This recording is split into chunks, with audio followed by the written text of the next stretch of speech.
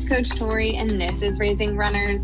We talk running, fitness, mental health, and so many more topics.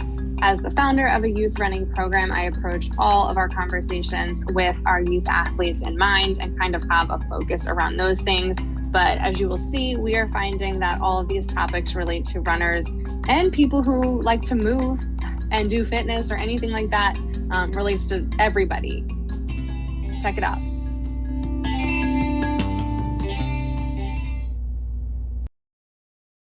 Hey, it's Coach Tori.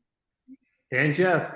And this is Raising Runners. And everybody can take a deep breath and relax because we have a guest today. So you don't have to hear me and my dad debating all these running topics like we've been doing for the past couple of weeks. So there is a guest. Our guest today is strength and conditioning coach, personal trainer, recreational runner, former boss of mine. Wow. Dare I say friend, maybe? I think you're a pizza enthusiast. I'm sure I'm missing some things, but we have Joe Delviscio today from EmpowerU Specialty Fitness. Hey, Joe, how's it going? I'm doing well, Coach Tori. Thanks for having me today. And Jeff, thank you very much. Happy to be here. Oh, well, I love that you threw in the recreational runner thing. That's a real shout out to a guy who's a real weekend warrior like myself. So yeah, totally. And the pizza thing, I'm still making pizzas occasionally on Friday nights. I was thinking of the things I knew about you, and I was like, is the only thing I know about him that they make pizzas on the weekends or Fridays or whatever it is? And that was like the only thing I knew besides like obviously work. Yes, totally. And really more like a colleague, right? Totally. Yeah. You were a huge help. Absolutely. And so glad that we're still in touch. Definitely. I know. Well, that's why I was like, let me just throw friend in there just a little bit. I'll take it. I'll totally. But because I never do a great intro, can you just tell everybody a little bit about who you are? It can kind of be whatever you want. Absolutely. If it's just like you personally or work or whatever. Yeah. So I'm Coach Joe. I am the founder of EmpowerU Specialty Fitness. We are a fitness company here in the state of Pennsylvania that works with individuals with disabilities, developmental disabilities and intellectual disabilities as well as autism. We take our clients to local gyms, rec centers, parks, trails, and provide individualized fitness programming for people. So yeah, I'm also a father. I'm a dad. I have 2 kids. My daughter Sloan is 6, and my son Lawson is 2. He'll be 3 soon. But yeah, my daughter has Down syndrome, and I'm sure that we'll kind of get into things as we move forward here, but definitely a major reason why we started EmpowerU. Yeah. Okay. That was a great intro. And we'll definitely get into EmpowerU stuff. But I don't know if actually people are super interested in, like, I'm always like prying into everybody's like how you got into fitness. So hopefully everybody actually cares about that. Sorry if you guys don't. But since I believe you've been doing like personal training and all that stuff for a long time, can you talk a little bit about how you got into all of that? And then I'm sure you can throw in when you started running, because you still run, and we can get into that stuff too. Cool. So I'd say it actually started with running. In high school, I would go to the gym after school and just run on the treadmill. And then I started taking that more and more outside, and it was really just, like you said, recreational. Like I just really enjoyed to do it. Through the years, I'm glad I did, because now when people are like, oh, I like to run, I can actually sometimes get out there with people and keep up a little bit. I'm not fast or anything, but I can run if we have to. So I do, I really love it. And how I got into this, actually, I mean, a lot of different reasons. I guess there's a long and a short to everything, but I was in college at the time, and I had gone to school for business. You know, a lot of people that actually kind of end up in the field that I'm in were athletes or, you know, really fascinated with sports, sports medicine, whatever it may be. And I was not an athlete. I wasn't a person that like worked out all the time, even though I did like to run. But I did like to move. You know, I was always active. We were always, in my town, we lived pretty close to the beach. So we'd be surfing, or in the winters go snowboarding or playing basketball, or, you know, anything to kind of get out there and stay active. And I always did like the way that it made me feel. So fast forward, I'm in college. I go to school for business, and I'm thinking about working at a desk my whole life. I'm like, I don't think I can do it. and it was my first semester. So I went and talked to our guidance counselor, who I think she worked with kinesiology. She said, "You have any classes you like right now?" This is going to sound crazy, but health. It was like Kin 101 or something, 100. And she was like, "Well, do you think you'd be interested in it? Go ahead, And I started, and I actually really enjoyed studying the material. It was a lot easier for me to study. I think that I guess maybe more suited for like math and science. And I loved it. And then we got into the labs and all the fun things that we did in the labs.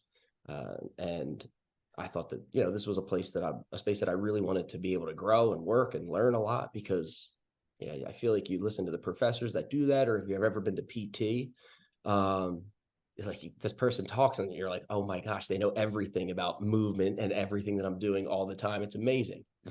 So it was, you're impressed, and it worked for me. So I ended up kind of following that path. After college, I did move down to PA. I went to PTA school, and got into the world of geriatrics and working with IDD on the side, and intellectual and developmental disabilities. And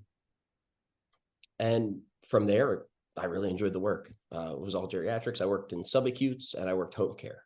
And that's where I got my, piece of a few different populations. In 2017, my daughter was born with Down syndrome, and that kind of takes us a little bit more into, I think it was really just like you find like a little bit of a drive to kind of maybe learn a little bit more, right? I really wanted to be within the community. And I can remember, when we found out that she was going to be born with Down syndrome, I was like, oh, what? I need to read something. Like, I have to learn something. Because you're expecting your first kid, that's stressful enough, right? Then you find out that, they will have a disability when they're born. And it was just something I wanted to educate myself on. I loved working with the population before that. And it was something that I just really enjoyed. I don't think there's one person that's worked with us, Tori, that could honestly say they didn't like working with the clients, right? I mean, I feel like everybody feels the same way. So it was just a really amazing thing. And I thought, how can I bring some of the things that I know in this world of physical therapy that I had worked in, and getting into various like fitness kind of positions through that, how can I bring this to this population? And I thought, well, I could really kind of just start training, right? Coaching people. And so we actually started with a virtual class in 2019, and that was EmpowerU, or just 501c3. And I think maybe like 12 people signed up for the class. It was a big hit. It was really fun. And they asked us to do it again and again. And then I ended up meeting with the person who ran the agency, said, I think there's a way that you could do this and reach more people. It's like, that would be awesome. So that kind of brought us to where we are today. We ended up going through state insurance, Medicaid procedures, and getting in with various waivers to be able to provide the services to the IDD population and the autism population.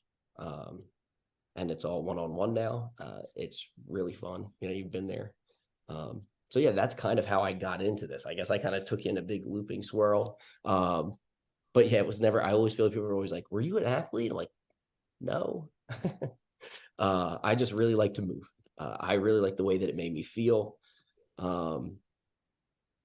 And I think like even today, I went for a run before the show. You're getting a little bit antsy. I'm like, well, let me like get breathing and sweating and moving and feeling a little bit better. And it's just always done the same thing for me. Yeah.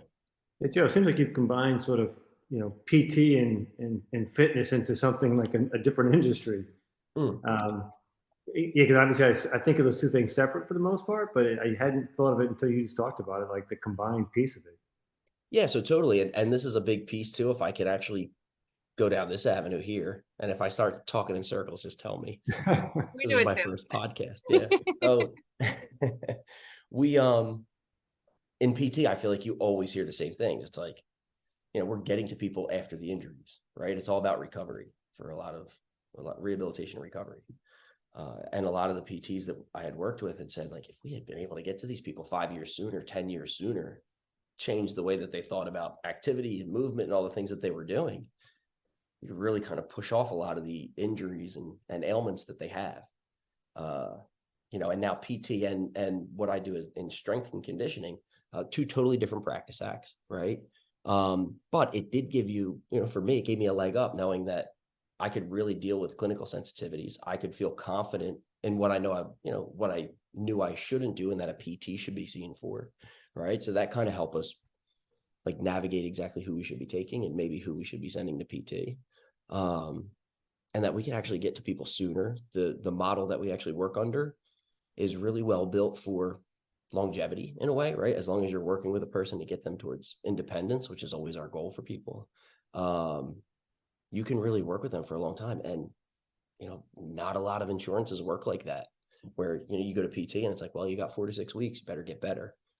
Sometimes it takes 4 to 6 weeks to get that person to feel their body and be able to connect it to their brain because they've never done anything like this, right? So we're really able to work with people long term, and you see the effects. I had just done a presentation and presented some data from our first year. I took just 10 random samples, and it was amazing to see how much everybody had improved. And they're little things when you're working with a person in the gym, right? But when you look back at these tests and you see what they indicate, right? They can indicate fall risk, they can indicate future injury. It's really amazing that you're actually pulling that person away from that, right? Or helping them stay away from it. So yeah, it is kind of a, in a strange way, a combination, but we definitely stick to, strength and conditioning and fitness, and let the PTs do the PT work. Yeah. Yeah, and I know you mentioned mental disabilities as well. Now, have you gotten into any way the sort of like depression, anxiety? That I'm sure it doesn't fall necessarily directly in mental disabilities, although there's a mental aspect to it, certainly. Absolutely, right? Mental illness. I couldn't honestly tell you if that would be available to us through what we do. Not that I would be opposed to it. I think that, when I was in college, one of our small case studies for one of our classes was actually the effects of exercise on depression and anxiety. We're all going to school, we're hopped up on coffee, and we're trying to learn something new all the time, right? Take these tests, whatever else you got going on in your life at the time. And a lot of people are stressed and anxious. And I think that like people that, like, I'm sure, and I don't want to speak for anybody here, but I feel like people that find something in fitness that makes them keep coming back to it, they know what it does to their levels of depression and anxiety and how their mind and their body operate on the day to day, right? And you almost feel like more in tune with that side of yourself a little bit. So yeah, and I like the more buried I get in work, sometimes like I can feel it coming on after a week, and with the kids and work, it can be tough making excuses, but it can be a little bit tough. So got to find the time, because after a week, I'm like scratching my head, like, oh my God, like I'm like a caged animal. So I got to get out and be doing stuff, definitely. And I think it is a major benefit for people with I don't want to say any mental illness, because I'm not as well educated on that, but I think that definitely depression and anxiety, I'm sure across the board. Yeah, it seems like there's a lot of studies on it now that show the Yeah. benefit of physical fitness, whether it be lifting or any kind of physical activity. Does seem like it helps with depression as much as a clinical therapist can, and certainly as much as drugs can as well in some cases. So it's just hard from a motivational standpoint, I think, to get people who are suffering with depression to then go out and train for a 5K, right? I mean, it's small steps that you're trying to get people to take. I just didn't know if you had to deal with trying to get that motivational aspect of it into your practice. That's actually an awesome point. My goodness. I mean, I wonder if a similar model would work for if a person's suffering. Like, we don't go in there and we're like, you 10 jumping jacks, get on the floor and give me 50. You know what I mean? We start slow. We meet people where we are. I can't tell you how many times I've gotten off an intake call and the person's like, John, I don't even like the word exercise. I like to say, no, I get it. I got you. Yeah. And it starts with walking and it transitions into something else. And then, we have so many stories like that. It's really amazing. But it's really interesting that you brought that up, because like what we do is meet people where they are. We connect with them first, right? I feel like that's the big message that we're always sending is like connect, get to know that person. right? Get, trust them, let them trust you. Let's build a working relationship here that's going to then thrive either through some type of activity and exercise or through the gym, like whatever avenue that person's interest kind of directs you. Right. And we do, like when I do our needs assessment, I'm really asking for like a lot of interests and motivators and all of these things that might be utilizable to kind of help that person see that exercise is relative to that. Right. And that they can actually go down that path and expand upon it and really push their limits. Yeah. That was going to be, we kind of already answered it, but one of my questions was like talking about not only just motivating, but like making the fitness space more inclusive, because, and we've talked about that so many times, is like just going into the gym can be so intimidating, knowing what you're supposed to do, knowing what you can do. Like, especially with, you have so many coaches, like what is something that you tell your coaches or help them to kind of help the clients make the gym, feel more comfortable as a place to be in? Because I think that applies to not only just what you do, but, anybody who coaches or works with anybody, really. Yeah, absolutely. Right. Like you're saying, like it might be more difficult for our person to get into the gym space. Right. And why, whether it's due to mental or physical, um, it might be more of an effort, right? It just might be more daunting. The fact of exercising might be more challenging for a person. So it really is meeting that person where they are, connecting with them and building that friendship so that when, if you do get that person into the gym setting, they trust you and they're looking at you like, I'm good because I'm with them, right?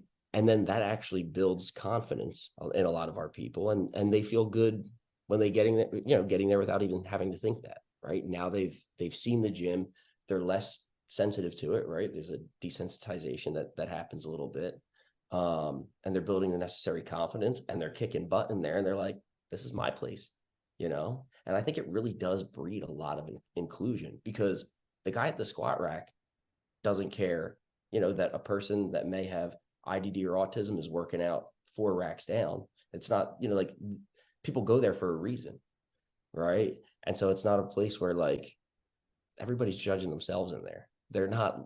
I feel like everybody always thinks, oh, I'm going to get judged. I'm like, you don't even realize, the person running on that treadmill is thinking about them right now, right? So I do. I think that it's a great place to actually be able to provide this service and all those extra things that come along with it. The improvements in socialization and behaviors and all the other stuff that we're seeing. Yeah. And you have so many creative, I think like all the coaches that I've met at least are super creative on like locations and things. Can you talk a little bit about, obviously it's amazing when you get people into the gym setting, but some of the other kind of settings that you work in and like the different kinds of activities you do to help like create a fitness routine for people who just like can't make it into the gym or just like it just doesn't fit for them yet? Yeah. I mean, the first thing is always like, especially with any type of medical condition, always seek professional help first, right? Call an expert. The other things that I think of is like, if you're going to be working out or getting someone to work out with you, is like, first connect with that person, right? Always make sure that, you're meeting them on a human level, figuring out what they want, what drives them, what motivates them, and how we can, use that to get them to their goals. The next thing is listening to your body, like whether, I'm sending somebody out to do exercise on their own, or I have a coach going to the gym. Like if that person says that, we're not like a no pain, no gain kind of place, right? Because we do deal with sensitivities when it comes to like the clinical aspect of things. So it's like if a person's telling you that something hurts, it's not for them right now, right? So listening to your body and making sure that you are stopping when you need to stop, right? Not pushing through the pain. After that, it's like modify, get creative, right? I think that any exercise can be modified in the sense where you could reduce intensity, you could reduce load, you could reduce duration, right? And you could figure out a way to push that exercise forward, right? Like if we're in a PT setting, a lot of times they'll use, for a person that's, very weak at the time, active assist range of motion or gravity minimized range of motion, right? And so they're taking gravity like to the point where they're dropping that exercise down to such a base level, they're actually taking gravity away from your lift. And I think that that's a really important thing that kind of helps us shape where we can start. Cause like, I look at anybody, I'm like, we could start anywhere. We could, you know what I mean? Like we could definitely work with anyone. So yeah, I really think that that would be it too, making sure you're modifying, right? And then lastly, I feel like, you know, if you're going to be doing an adaptive program and you need an adaptive space, having those people feel included and welcome, right? Like I said, a lot of times I get in the gym and it's right, you know, one-to-one with a person, and I look around and everybody's looking at the thing in front of them because they really want to move the weight or they really want to get the extra mile. And it's a place where like you don't have to feel as judged because everybody's really there to get better. So like having those people feel included in those spaces. And sometimes that means some adaptive equipment, some adaptations to the facility itself, parking lot spaces or elevators, whatever it might be, grab bars. You know, I don't think that that's applicable for every type of establishment, but I think that adds to a person feeling welcome. A lot of times I do hear it from our clients where it's like, oh, wow, somebody just told me the other day, they switched that elevator over from a key to a push button, which makes it way better for me. Because now like it's tiring getting to the elevator, or, you know, I have a difficulty due to my gait. Then I got to turn around. I got to go back and get somebody with a key, and I got to go back here. Right. So I think like little things like that, it just makes a person more apt to return, and it makes them feel more included. And I don't know if you've seen the adaptive playgrounds. Amazing. The equipment that they have in these places now, it's incredible. I was just at one not too far from me. I'm allowed to say it, or does that matter? Oh yeah, no, you're good. Backton Hill. Oh my gosh, I just saw pictures of it online. It's beautiful. And it's like the whole floor is like, I mean, the whole layout of the playground is so soft. And they actually have like really challenging pieces of equipment there that are really kind of like injury safe in so many ways, which I think is awesome, because it's like, how can we safely get people to really push themselves and challenge themselves? I think it's great for so many different people, including myself. That's why I was there. Right. So Joe, you work a lot with elderly, it looks like, as well on your website. I guess any advice for, like, you know, I have some elderly in-laws, you know, that probably aren't, you know, besides a little bit of walking, how do they go about? How do you go from just being someone who can walk a few miles to protecting themselves from those injuries in the future? Like, what is the sort of protocol to kind of get from here to somewhere stronger?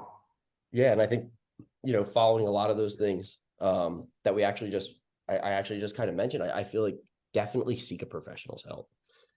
PT, physician, whatever it might be, especially if you're worried about falling, right? The thing about falling is that it's one of those things that if you fall and get injured, it can be really difficult to recover from it, right? And rehab from it. And you see it kind of lead the way to just other things that can potentially happen. Yeah, it's a spiral from that first injury into the second injury, into the pneumonia, into the Yeah. So like anybody that's maybe a loved one is saying like, you're off balance, right? Like listen to those people. And not that, I mean, if they're always hypercritical of you, like still listen. Because it's important to make sure that you can maintain balance and stability as you age. Now, I definitely, especially for those that are feeling like they don't have balance, but if people are like, I just kind of want to exercise more, I feel pretty good, I like to go on hikes occasionally, or maybe a walk here and there, and I would get to the gym, see if you have a Silver Sneakers around you. I think that they actually run really good programming. You could, I've not heard of them. Silver Sneakers? yeah. Okay. And a lot of times they have trainers that are kind of mapped out through, like they have contracts with Silver Sneakers. Okay. I would recommend having guidance and help as we age. So I think that would be the best thing to do. Other than that, it's like modify your exercises, focus on body weight. A lot of people are worried about like osteoporosis as we age. And I think that like just loading through your body against gravity is a good way to close chain kinetic exercise, right? Like loading through your body against gravity or against a load or resistance is a really good way to strengthen everything, muscles, bone, your neurological system, right? Like to find all the stuff out about carries and retroambulation and all this stuff right now.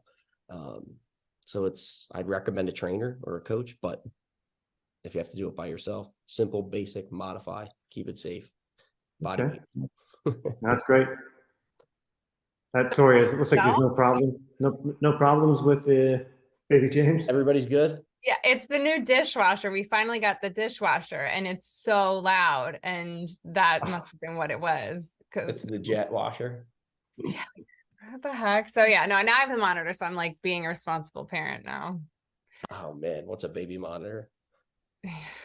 All right. You don't do baby monitor? No, we did. Oh my gosh. Yeah, I forgot it was recorded. Yeah, we had baby monitors. I feel like after we moved up here, though, like we kind of like listened in. Yeah, no, this is for, well, it's literally pointed at the closed door. So I'm like, if he opens the door, I'll know he's missing now. So, but if like if I go work out in the shed, I need to be like, I can't hear you. Oh, totally. Yeah, clearly I'm not that responsible because I like left it upstairs and it wasn't on. I feel like you probably usually have it with you. Yeah, Hey, when Jess, it's on, huh? Hey, yes. Sorry, I was going to bring it back to running. Oh, yeah, she's fine. awesome. I'll stop chit-chatting. Sheesh. No, I was just kidding. Joe, I think you ran the distance run this like a couple months ago. I did, yeah. So I just from your own advice, like so people who are out just the casual weekend runners, like what was your strategy as far as training, preparing? If I could give anybody advice, it would be don't do what I did. Definitely train. Definitely prepare for it. I mean, like I said, I do like to run, and there are times where I'm running longer distance, and not that I'm a fast person, but I feel like I could just keep going. So I wasn't super petrified. And in June, I ran a 15K, which would have been my first 15K there too. And I felt like after I did that, I was like, I could have kept going. But for that one, I trained, and I had much better time. For the distance run, I didn't train. And I got to like the week before, and I was like, I know I shouldn't run this week, but I'm going to run. And I ran. You're in the fitness space. You should. Oh, I know. But I was like, I just felt like at least my body will fall apart, not my heart. So I was thinking like maybe it's a better strategy. And I did feel like, I think it was like mile 11 or 12. I was like, I don't know if I'm going to have to walk. My whole thing was like, just don't walk. Once you start walking, it's over. It's a long way to go at that point. Yeah. And I was like, oh, there are people, like my sister had showed up. I didn't even invite her, So I'm like, oh, I got to get there now. I told her I was doing this thing, and I made it. My time was like, I mean, I was under 9. It was good. But it wasn't like, I was just like, you're a born marathoner. Well, I may try one. I feel like I do like to run for longer distance, but if you tell me you can run and you don't feel like you get tired, it's like that you're either an ultra runner or a marathon runner. No, I don't think that's the case either. I definitely bit off more than I could chew with that one. So I'm guessing you didn't settle on fall marathon. You're going to do spring marathon? Yes. Right. Didn't we talk about this? Yeah, I was going to do another half in November, but we've been so busy. Yeah. Oh yeah. Well, that doesn't seem like it matters to you. Like if you don't train, what does it matter whether you're busy or not? You're going to have me show up and just like in the back, like you'll be carrying me on your back running through the finish line. Well, we're running a spring marathon because Jeff's qualifying for Boston this My spring. cousin asked me if I wanted to do that one recently, so I think I'm gonna jump in. There you go. You're trying to do Boston too? No. Oh, there's a spring. Is there a spring marathon in Philadelphia? Isn't there one in April or something? Or there's a lot of them out there. There is. Yeah. I know like Jim Thorpe is in April. Oh, wait, is it Philly? Are you Jim Thorpe you're talking about? No, we're not doing, we haven't settled on which one we're doing. But I think both are Boston qual. Well, there's one in Jim Thorpe, and this is boring to anybody who's not local. So sorry. And then we talked about the Rhode Island Marathon because that's a Boston qualifier, and that's flattish, I believe. And that's in the spring too. I couldn't find from Rhode Island. So, okay. So am I. That's what I was telling my dad. I was like, Warwick, Rhode Island, Pilgrim High School. I'm from Yeah. Westerly. Oh, there we go. Yeah. Oh my God, that's awesome. I Yeah. think I Tori was did tell me that actually. yeah, You did? many years ago. I'm way before your time. I graduated in '81. So Okay. When did you move down here? probably 85 or 6. I went to college down here in Pennsylvania. And, sorry, I went to college. I'm in Florida at the moment, but I went to college in Pennsylvania area. Oh, Um, cool. yeah. And then I stayed there. I live in New Jersey now. Oh, awesome. Yeah. Yeah, Awesome. humble brag, he's in Florida. I know. And Well, I was a little he didn't confused even on my jump on for location this for a one. second there. That's why I threw that out there. Like, I happen to be in feel like I had a Florida. couple more questions for you, and then I obviously want you to, plug EmpowerU so everybody can know how to support and find you if they're local, all that stuff. But before that, we talked a little bit kind of about how busy you are and running and even just like with work and all that stuff. And I think even like you said about how you went for a run earlier, with, jitters and all that stuff. But I know that was like the worst question ever, but can you talk a little bit about how you find balance to do, home life, work? Because I mean, running a small business, or not even a small business anymore, running a business is so much time. I feel like you are so busy, and then like also trying to find time to work out or do anything. You talked about how much you like to move. So can you talk a little bit about how you try to navigate that at least? It's tough. And I feel like, yeah. It is small business. Totally. Yeah. But I feel like balance is like always found from like two totally unweighted things sometimes. And sometimes that's kind of just how it has to be, right? I feel like you have to kind of create the time to do it just when you have other things going. It could be like anything in your life, right? And I feel like I was just talking about this the other day, so it's going to sound so bad, but I feel like nothing takes a lot of time out of your day. And like you actually have to do nothing. It's like a task. It's like a thing. It's like I always try to view it like that. Like, am I going to do nothing, or am I going to get on the computer and do my work? It doesn't always work. I'm not like this like guru of like balancing my days out. It's a constant effort, but it's like, okay, am I going to get up early tomorrow and work out? Well, I definitely am feeling like I need to. And if I want to continue my routine, so I, don't have that feeling next week, then I have to get set in it. And like, I have to commit, and I have to tell myself, okay, 5 a.m. it is, and I got to get up and do it, or 8 or 9 it is when the kids go to bed. Because I view it as like a time that I really enjoy. So I kind of consider it leisure time. So when I'm balancing out my day, it's like, that's the time for me to do something that I like. So I'm going to do it when my kids aren't relying on me for something, or, work isn't relying on me for something. And that's really how I balance it. It, like I said, it's a constant work in progress, but I do try to like really map out my days on the computer, like as far as my schedule, where it's like, get up, give this, the amount to give yourself 21 minutes to make your coffee and drink it and like shake the cobwebs off, and then get out there and do your run. Right. And then it's like the kids will be up around this time. Make sure that you're, getting things ready and rolling off to the school bus at this time. And I try to like, even if I keep it general, I make sure that those times are blocked out, and I know what I'm like cueing myself that I need to do. And that does help me a lot. Like here, I do a lot with the kids from 3:30 until about 7.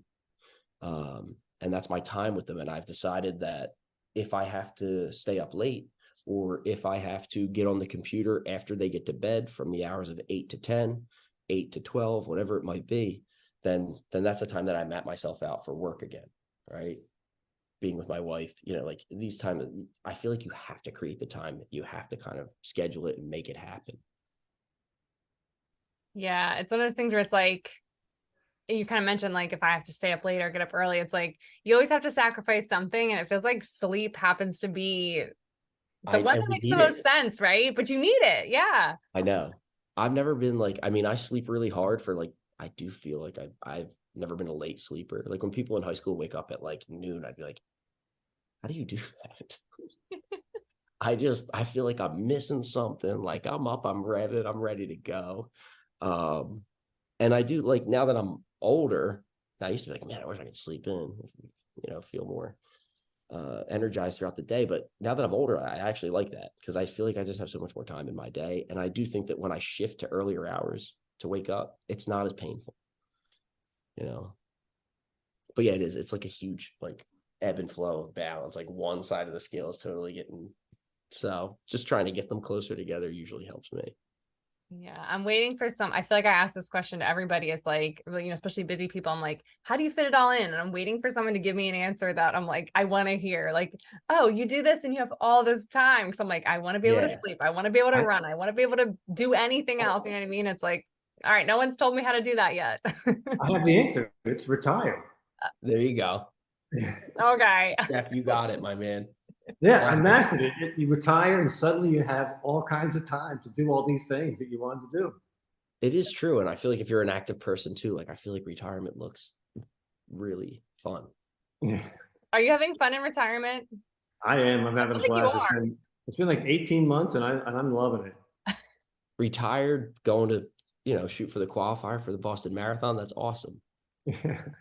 Definitely. I put my own, you know, it's funny. I was doing a bunch of things when I first retired. I was doing, you know, animal videos and stuff. It's like, it's just trying to find like my purpose. And then I just launched into running. I mean, I always ran in the meantime. I ran for many years, but I just put all my energy into like running, lifting, mobility. Like that's all I do now. Awesome. Yeah. Oh, I love that. Yeah, no, well, he went real hard. I think he like all eggs. I mean, he's in Florida by himself, so he can run without anybody. I'm down here for my own little personal boot camp for 3 weeks. Talk about balance. Right. Yeah. You're putting yourself through a personal boot camp. My gosh. You are getting ready. This is awesome. You're going to crush it. Yeah. Let's see what happens. I just actually tried a marathon like in August, and I ran a great 22 miles. But unfortunately, as you know, they're 26 miles. So running a great 22 doesn't really help you. Oh my gosh. And in the last Starting to four, get across, like I like thinking we about talked it. about walking. It's like once I got broken at 22, and like I couldn't even walk. Like the next mile was like a 17-minute mile to get that, you know, the legs from stopping to cramp up, and Oh my gosh. it Yeah. was not a great experience. So anyway, No, I next can't. next time. Next time. Maybe I've run 4 marathons, and 3 of them that pretty much has been the result. I've ran a great either first half, 17 great miles. This time 22 great miles. I ran one marathon which I wasn't really trying. I'm like, you know, I'll just go out and run it for a training run. And so that's the only one I finished and finished well. So we'll see. I've been training a lot. We'll see what happens in 6 months. I think you're just missing an EmpowerU shirt while you run. That's what I need. That's exactly what I need, man. Sponsored athlete now. When you had talked about you wish that there was a person that would be able to just be like, this is how you find balance. Yeah. Right. Like, I feel like that's so important because I so often feel like, especially with our clients or like people in general, like that there's like some kind of finish line to something.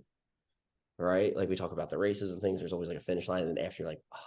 But I feel like in life, like it is just this like you're hitting checkpoints a lot of times, and that it's not really about a secret sauce, but more of just like good management of it, you know, and like being able to adapt and move and continuing to stay like committed to a certain thing, right? Like a lot of our clients are like 6 months in the gym, I lost 5 pounds, that's it, don't need to go anymore, right? Like that can happen sometimes.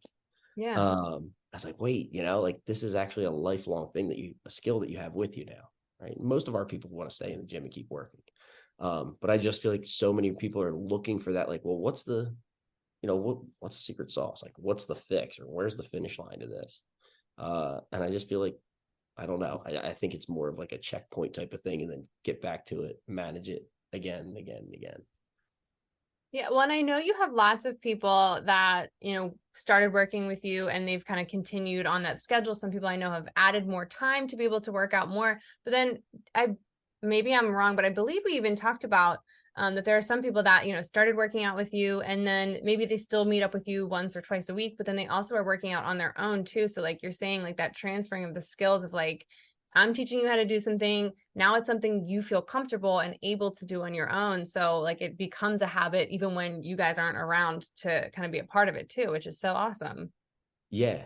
Yeah. I feel like you got to like, we totally let people drive the ship, right? Like, I'm like, you're the captain, I think a lot of times too with our clients, especially maybe some of our younger ones just getting into adulthood and that kind of thing,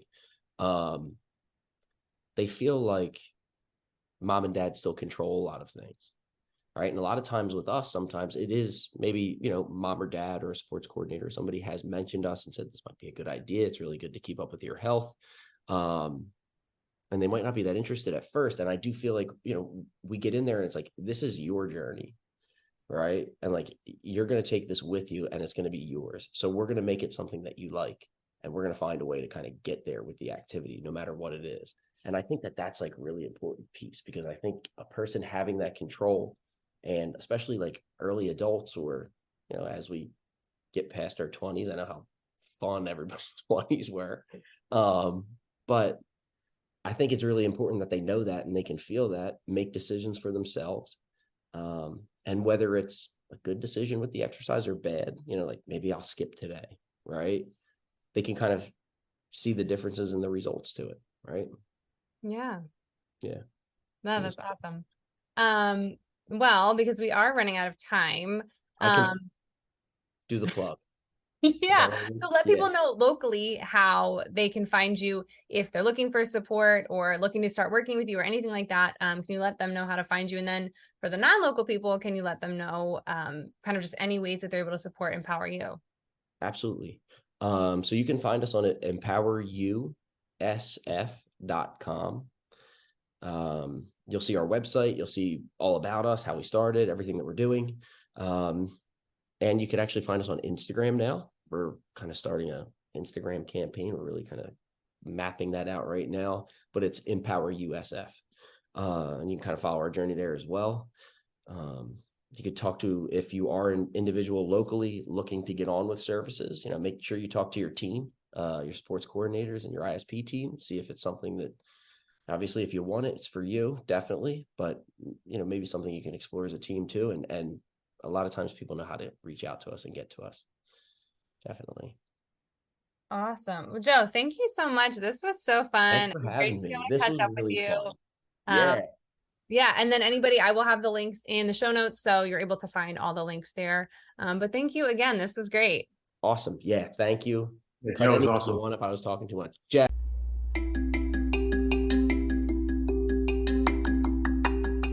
Thank you for tuning in. Make sure you rate, review, subscribe, all the things that you can do for a podcast that you enjoy listening to. Make sure you check out social media, our website, any of those things. If you have questions, comments, interview requests, feel free to email me at marickyrunclub@gmail.com.